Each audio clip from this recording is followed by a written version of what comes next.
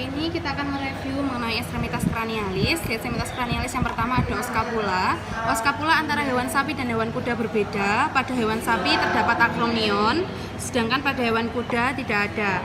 Untuk bagian-bagiannya, yang paling banyak penonjolan itu adalah bagian lateral, yang lebih datar itu adalah bagian medial. Ada tulang rawan di sini namanya cartilagus scapularis. Kemudian ada dua bidang, yang atas sama yang bawah. Kalau yang atas namanya fossa supraspinatus, yang bawah namanya fossa infraspinatus. Yang bawah lebih lebar, yang atas lebih sempit. Antara fossa supraspinatus dan fossa infraspinatus dipisahkan oleh spina scapula. Di spina scapula ini, bagian distal, paling distal punyanya hewan ruminansia ada akromion, sedangkan di pertengahan spina scapula pada hewan kuda terdapat tuber spina. Kemudian ada leher ini namanya kolum scapularis. Di bagian medial ada dua permukaan. Permukaan yang kasar namanya fascia serrata, sedangkan permukaan yang halus namanya fossa subscapularis. Kemudian di sini ada mangkok sendi namanya cavitas glenoidales. Cavitas glenoidales pada hewan kuda terdapat irisan namanya incisura glenoidales. Peninggian di atas cavitas glenoidales namanya tuberculum supraglenoidales. Di sampingnya tuberculum supraglenoidales ada processus coracoideus. Setelah itu ada os humerus. Os humerus punyanya hewan sapi dan punyanya hewan kuda berbeda. Pada punyanya hewan kuda dia memiliki 3 macam tuberculum. Kemudian kalau pada punyanya hewan sapi punya 2 tuberculum. Ini ada kepalanya namanya caput humeri. Yang paling banyak penonjolan di bagian lateral, tuberculum mayor, tuberculum minor, sulcus antar tuberculum, sulcus intertubercularis.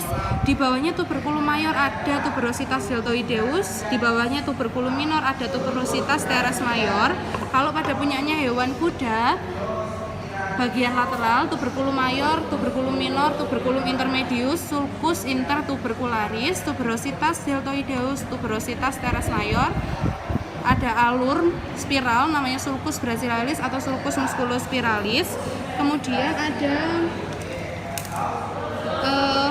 condylus lateralis, condylus medialis, epicondylus lateralis, epicondylus medialis, fossa radialis, fossa olecranon. Yang kedua ada os radius ulna. Os radius ulna berbeda. Radius ulna sapi dia os ulnanya sampai ke distal, radius ulna kuda cuma sampai sepertiga proksimal. Os ulna yang kecil, os radius dia yang besar. Kemudian ada tuber olecranon, ada processus anconeus, ada incisura semilunaris, ada processus coracoideus, kemudian processus coronoideus, kemudian ada fovea capitis. Ini ke bawah, berarti sini bagian lateral. Di bagian medial ada tuberositas radialis, ada spatium interoseum anthobracii, kemudian ada malleolus medialis, malleolus lateralis, malleolus lateralis, malleolus medialis, processus styloideus punyanya hewan sapi. Kemudian masuk ke os karpal. Os karpal ada 4, os karpal accessorius, os karpal ulnaris, os karpal radialis, os karpal accessorius, os karpal ulnaris, os karpal intermedius, os karpal radialis. Kemudian ada os metakarpal, ada condylus metakarpal punyanya hewan kuda. Karena condylus metakarpalnya hanya 1, crista sagittalis.